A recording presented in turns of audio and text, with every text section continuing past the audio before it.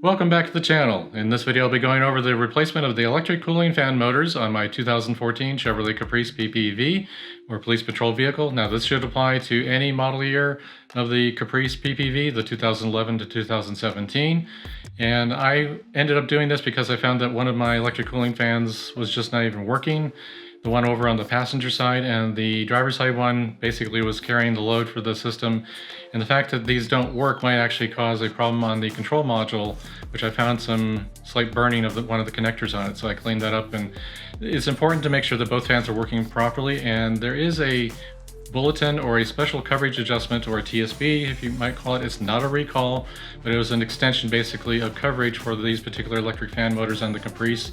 And the document was 14588B as in Baker, and there's a later version, a Charlie version, a C at the end, and I can't find a PDF link to that particular one, but I do have a link to the B version of it, so check out the description section for that information as well, where it goes over the fact that there's 2 electric cooling fan motors to be replaced on the Caprice.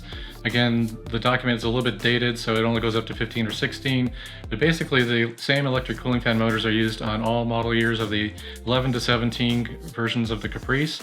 In the document it also goes over the Impala, and there's quite a bit more work actually in the Impala case. There's wiring harness work there, but for the Caprice it's just the replacement of the cooling fan motors themselves. So since I already had a failed one, I knew I needed to do this, and I used that document as a reference to confirm the part number that I needed. So again, check out the description section for the part information. There's a GM part number and an AC Delco part number replacement for it, so check out the links down in that description section for that information. Now, the removal of the cooling fan housing is a bit involved only in the sense that you need to remove the top radiator cooling hose. So you have to drain some of the coolant out, and I'm showing you a picture now of the under panel underneath the radiator. There is an access hole there to get to the drain plug to open that up for the radiator to drain fluid out to be able to take that top hose off, which is what I did. But I also took that panel off because as I hit it with my hand I noticed a big thumping noise, and I found one, I'll show you a picture now of that big nut. Apparently that was part of the nuts used to secure the crash bar on the vehicle. Now that it's not in the vehicle, that broke off when they removed it, and so that was flopping around, so I wanted to get that out. So I took that whole panel out, so I had better access to the whole bottom side. I could check things out as well, but you don't have to. You can remove the drain plug for the radiator through that access hole. But here's the panel before. You can see it's quite dirty. Everything on this engine bay is just caked on dirt. So here's the before, and now here's the after. Much cleaner looking, at least. It made me feel better looking at it a little bit cleaner. Didn't really make it any more functional in the vehicle. But again, you need to remove the top radiator hose off the top of the radiator to remove that panel out. So as I switch over to the video from the other day where I actually performed this work, you'll see that that top radiator hose had already been removed.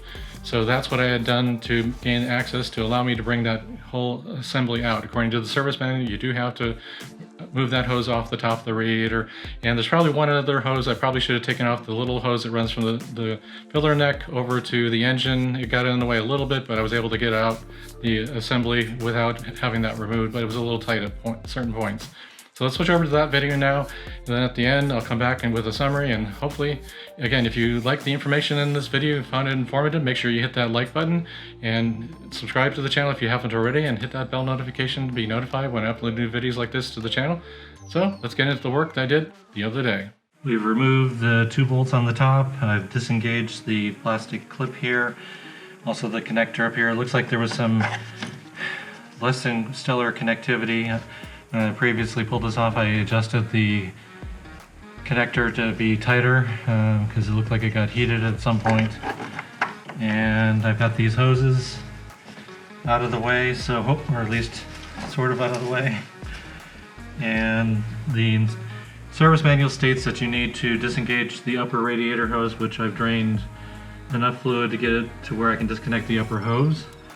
I'm waiting for some other parts. I don't want to fully drain the system, and I'm going to proceed with a water pump and full cooling hose, system hose replacement. I'm missing one hose though, so I'm just going to drain enough to get it low enough, which I did, and I have this disconnected over here.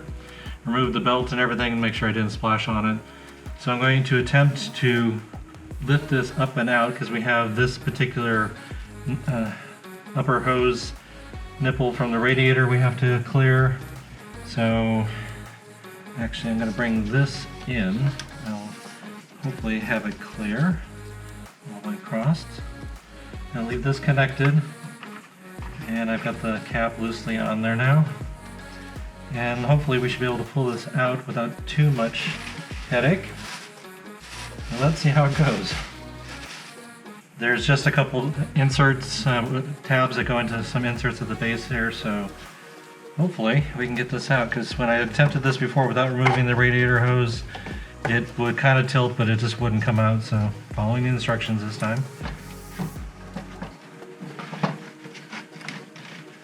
And I figured this was going to be a little close, so let's see what we can do here without hurting anything.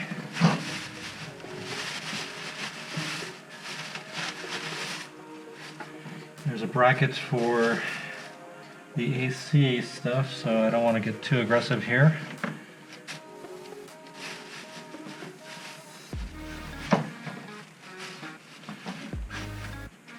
Sure, we're clearing here, here, and here. We are on that side.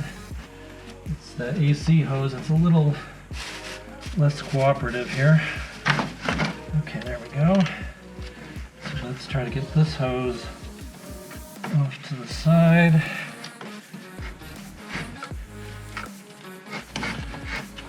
And get this connector out of the way.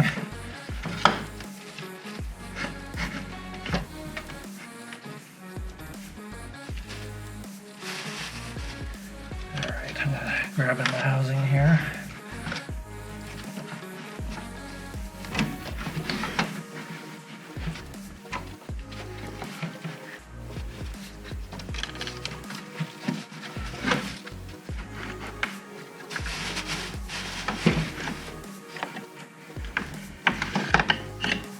Should hopefully give us a little more room here.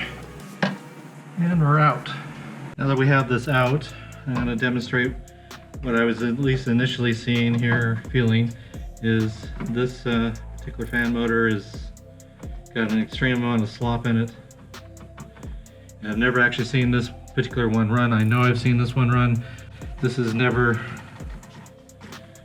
been functional as far as I know, at least not in my direct line of sight. Kind of a whooshing noise there when it spins. And this one,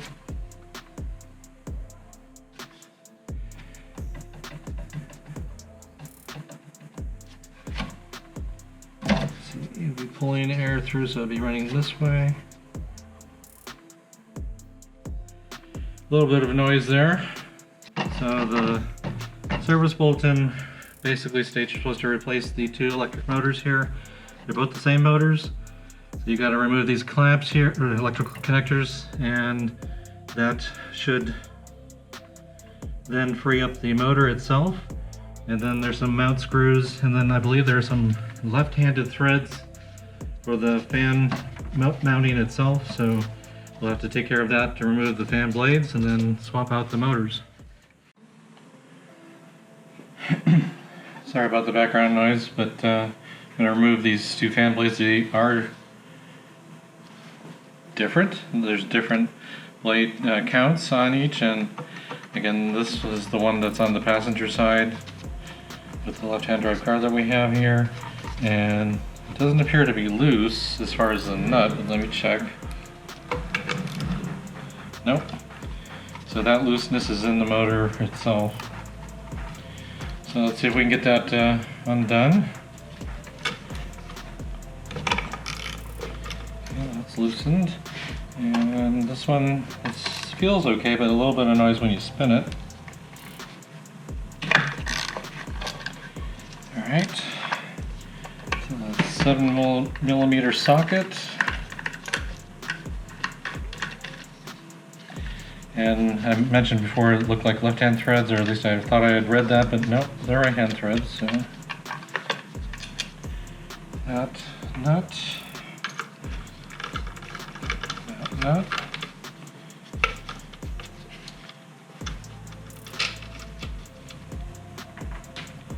All right, and there is a notch arrangement on the motor and the fan. Hopefully see that in here. And alright, so again, this is the passenger side one with the higher blade count. And wiggle this one off.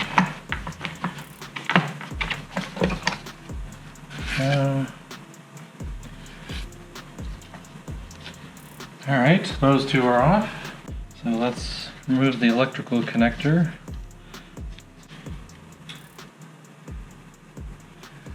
Looks like a tab there we can reach in with a screwdriver to get.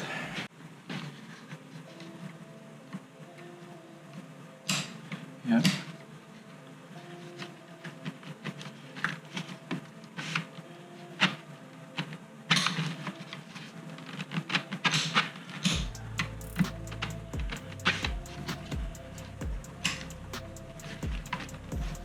Harness is actually holding it in here, so let's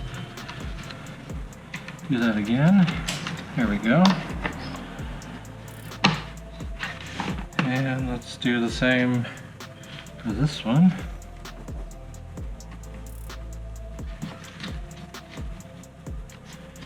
Just take it out of plastic guide here.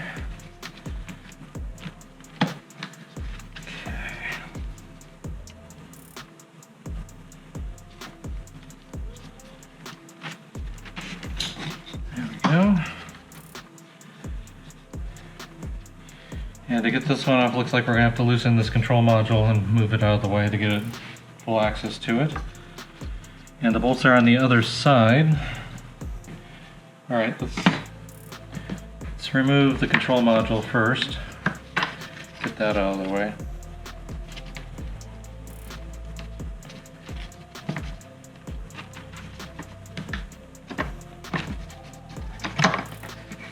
Alright.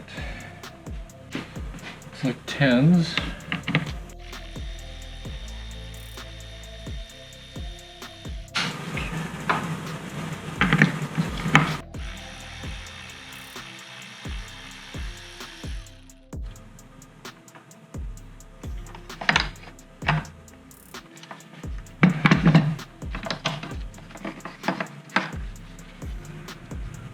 Connectors at the fan ends look okay.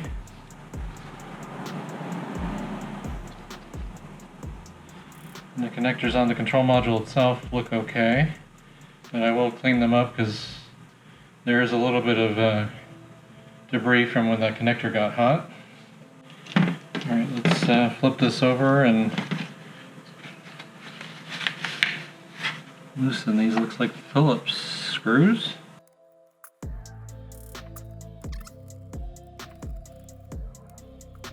Alright, that motor should be free.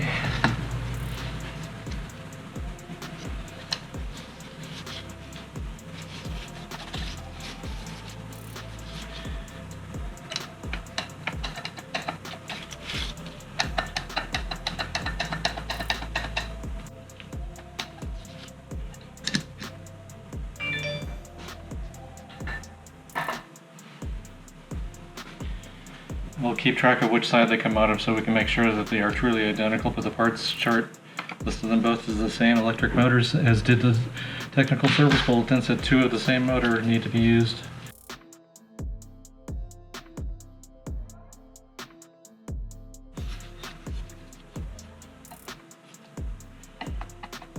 There seems to be end play on these and even on the new ones. It was more the rotational play that was an issue with that one. Alright, I tried to wipe down as much as I could. There's a lot of dirt. This car just seems like it's caked in dirt everywhere. So I tried to wipe these down as much as possible. Still look a little dirty, but much cleaner than they were. And these are the 2 new motors with the screws slightly inserted. So I'm going to get these up into place.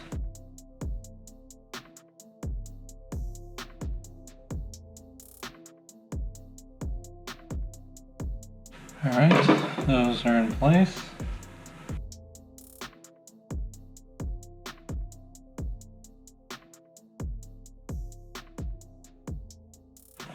Okay.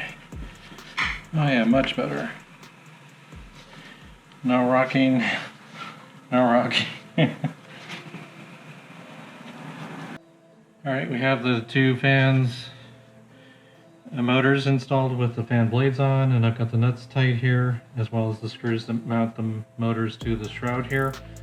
And there's no rocking whatsoever. So that's good. So we can definitely tell that this particular one was not good. So I'll hopefully be able to see this function now. I don't even know if the motor was working or not, but if I grab it, I can not rock it, and when I spin it, there's no variation in the fan blades, and we're not hitting anything. And then on this side, same thing. There's no play in the motor shaft there at all, and it seems to rotate just like it should. So time to get the control unit back on it, and then I can drop it back into place and top off the radiator again with the hose installed on the top. So I cleaned the connectors in there, make sure they're fresh. There was a little bit of plastic from that connector on the wiring harness end, so I cleaned that up, and like I said before, I've already clamped down that connector, cleaned it up. So then I'm just cleaning up this side of it. So let's get this back on the hand shroud here. I'll have to monitor that connection just to make sure that it doesn't get any worse. If it does, then I'll need to replace the pigtail, put a new connector on the end, solder a new one in, or see if it impacts the connector on the control module here.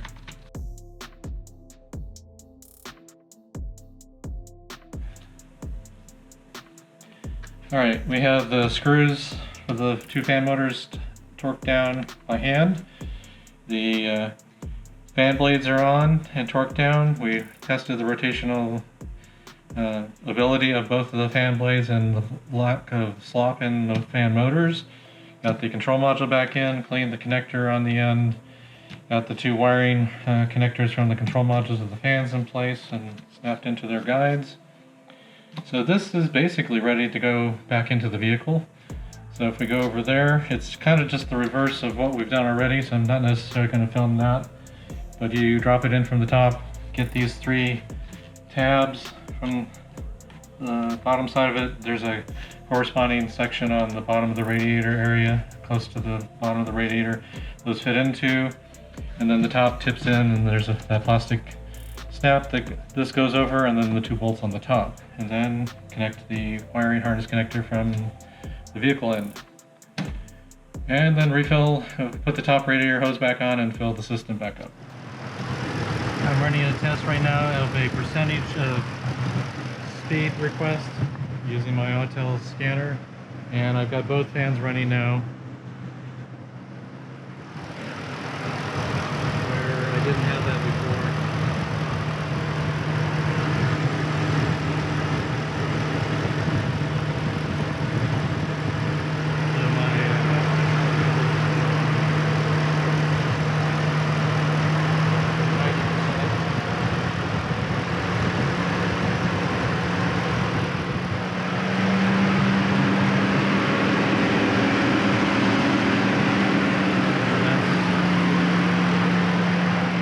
It down to 20%.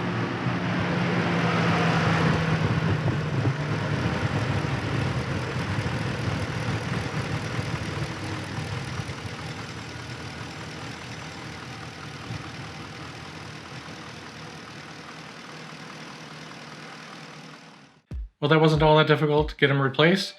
Biggest part of that was getting just the cooling system drained and the top radiator hose off. I used a special pliers for those type of hose clamps, and I removed the clamp off the hose, and it was easy to remove the hose and put it back on with that. As I mentioned in the beginning of the video, I believe, I removed that underneath pan, air pan shield underneath the radiator. It wasn't required. You have access to the drain plug area for the radiator, but as I showed in the beginning, that extra nut was an extra passenger that shouldn't have been there. So I cleaned that up, but again, you don't have to do that, but it was something that gave me additional access to examine everything underneath there. So it was good for me to look at everything at least. But check out the special coverage adjustment document 14588B as in Baker, or the later, I have a link for that down in the description section of the video.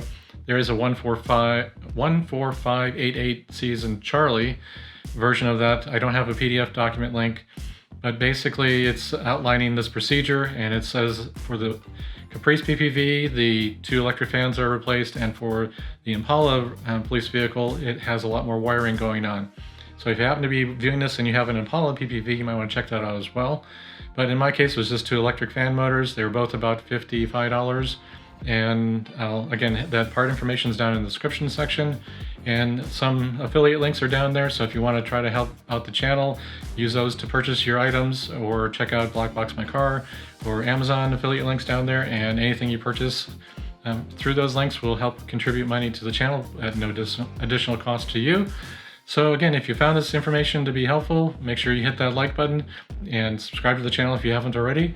Hit that bell notification to be notified when I upload new videos like this to the channel, and I'll see you in the next one. Thanks for watching.